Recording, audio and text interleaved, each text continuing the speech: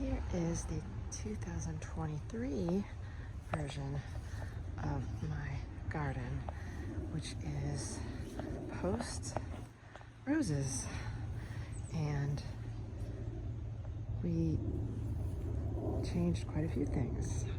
We got the hollies cut way down, we meaning I, and we planted a bunch of David Austin roses. There's Jubilee, and there is Wild Eve. Let's see if I can zoom in on her. And lots of Jubilee celebrations. I planted a whole bunch of them in here. And there's another pretty one. They smell amazing. And I put in lots of sage and lavender and lots of little blueberry plants, which are frustrating because the bunnies are eating them. And I have to put them in cages. And I put in a humongous Eden on both sides, which I can't wait to see that bloom next year. So these are relatively new plants. Here we have Boscabelle, which just keeps going. It's like, what, October 9th today, maybe? And behind here, we have Souvenir de la Malmaison, which I don't really know how to say. And way in the back there, that big one is Marianne by Mr. Barden. And all the hydrangeas are still looking great this time of year. In between the hydrangeas, I have Princess Alexandra of Kent, which I have like 6 of them in there, but you can't tell because I cut them back. And way back there, I planted new rhododendrons called Melrose. And behind the Melrose, I have Sweet Francis, a rose, and Allegra, and a few others. And there's Incredible, which has gotten very big. And here are more David Austin roses. I have Vanessa Bell, Anna Bliss Perfuma, and behind that, Charlotte of Monaco. And I've got a climbing rose that I'm hoping will go up there someday. And this is Top Cream, which still has a bud for me. And here is our resident puppy, Digby. Let's see if we can get in here. So we took down a large rhododendron out of here. And of course I planted roses. And this is basically all my native plants mixed in with my hostas and more hydrangeas. Got some cosmos. I did a lot by seed in here. And we have Elizabeth in here, which is gracious enough to give me 4 more blossoms soon. And I have a lot of plants with berries in here, intended for the birds so that I can watch them in the winter from my sunroom. And we have Queen of Denmark, which I'm hoping will get nice and big someday. And a bunch of baby hydrangeas that I started, and they really took off in here. They like it in here. Got like 5 of them. Some of them bloomed way back in there. So that is what used to be my shade garden. It was just hostas. Now it is roses, and that's reminiscent pink, which does well, but is still small. Everything's still small. You have to have an imagination here.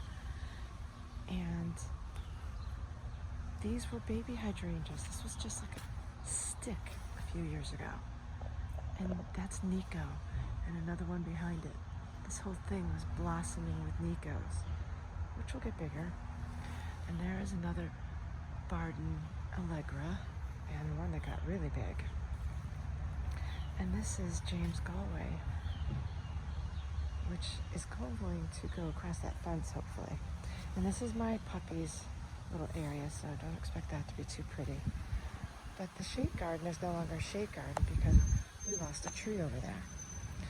And now we have a lot more sun. I have some summer sweet in here. I have an Arctic fire in the back. And I have baby hydrangeas. Well, I say baby, they're just miniature hydrangeas that are in here in front of my lilies and in front of my berry poppins, which is going to be crazy this year. and a nice tall rose here. This is Easy Elegance, which is my first rose I ever started with. It's gotten a little wild there. It's got a lot of clematis behind it. Summer sweet. Those are my fruit trees, which yes, have been very frustrating. Yeah, not a lot of fruit from them. Some peaches. This is a cherry tree. Oh, and these are the containers that Cal Titus came and finally built, which started off being my blueberry planters. And then, of course, I added roses. But I do have lots of blueberries. Oh, there's a little tired bumblebee. Look at Digby, there's a little bumblebee in that Cosmo. And a lot of plants are in here to help the beneficiary insects. Oh, another sleepy, tired, cold bumblebee. Things that they can eat while they're looking for aphids. Hopefully. I brought in some assassin bugs this year from Arbeco, and of course lacewings and other predators. I like the wasp. Those wasps are pretty awesome. These are my house plants that are coming in. I'm dusting them right now so that they don't have anything bad on them. And zinnias. My strawberries did well this year. And this is the rest of the garden. That's my, you know what it is, hydrangea. There's my strawberry vanilla that got 10 feet tall. And I had lots of tomatoes in here. And this is Scepter Isle, which is just keep producing despite having a little bit of mold on her. She is still producing beautiful flowers, and they smell amazing. This is a gigantic hydrangea that didn't bloom, which means you're getting moved to the Cape.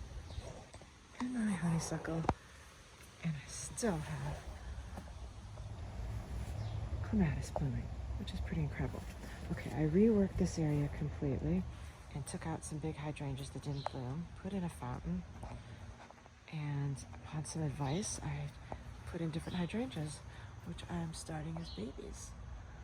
That will hopefully bloom in Zone 6, Massachusetts. Oh, I got another little clematis going on in there. Look at that. That's awesome. And that's a wrap. That's my garden. Did manage to do some grapes, and they did produce in containers. So that's all we got for you, right, Digby?